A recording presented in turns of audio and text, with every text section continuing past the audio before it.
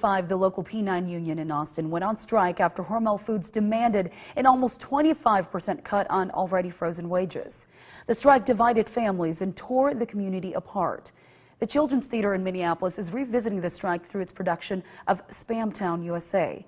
ABC 6 News anchor Miguel Octavio brings us backstage.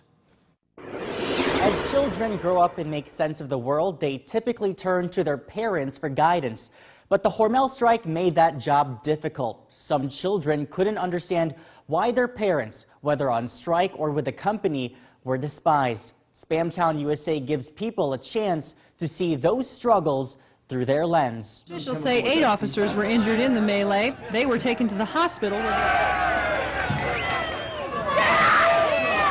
Families together, everyone pitch in. Pitch like baseball, strike like baseball. Boring like baseball! Boxes, food truck, family strike. A clear commotion sets the mood at the start of the play. Let's save it for the picket line. Families shout at each other, but who's right and who's wrong isn't clear.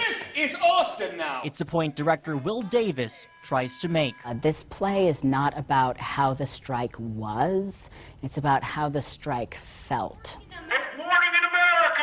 Spam Town USA follows 3 families.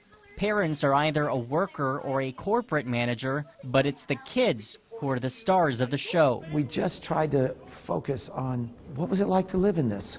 What happened to the kids' dreams? What did they learn from this? How were the kids trying to talk to the parents about this experience and bring their own needs and urgencies?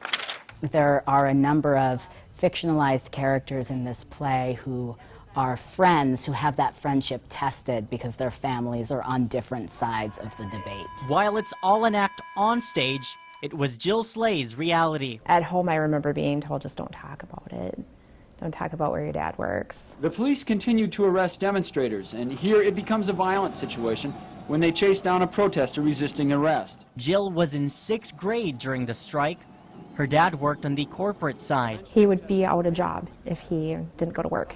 That was something that was difficult for me to understand too as a kid. Like, all these people are so mad at where my dad works. Why does he still work there? Picketers surrounded Hormel during the strike. Jill's dad packed a bag to work each day in case he had to stay overnight. And taunted workers who drove by the plant entrances. Her mother would anxiously wait for him to come home. I mean, if the company was going to stay a leader in the food processing industry, cuts were going to have to be made. That was just the situation, sadly.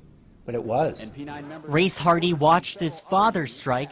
His dad worked for Hormel for more than 30 years. Of course, I don't want to see my dad's wages and benefits cut, but I've felt that way since 1986. I study it every year, and I keep thinking I'm going to change my opinion on it, but I don't. Today, Austin continues to grow, but it still has its small-town feel. I don't think it's pronounced enough anymore that you can tell, ooh, something's off. I think it's just a nice town now. Today, Jill says she's afraid of protests, but no longer of the town. There's so much more pride going on. I don't think I was proud to be from Austin, not for a long time. Yes. And while Austin's kids today may never understand the gravity of the strike, I hope it has young people asking real questions. Is this true? What happened?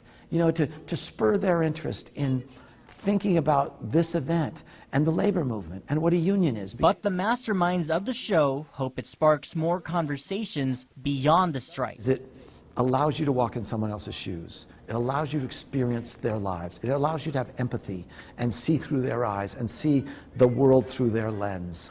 And I hope it also is a reflection on the time we live in now, which is a time of extraordinary division. And while some say the show is all for entertainment, Will Davis says it's more meaningful than that. A play through the eyes of young children that are about ideological divisions has a lot of currency for us in the current moment we all live in.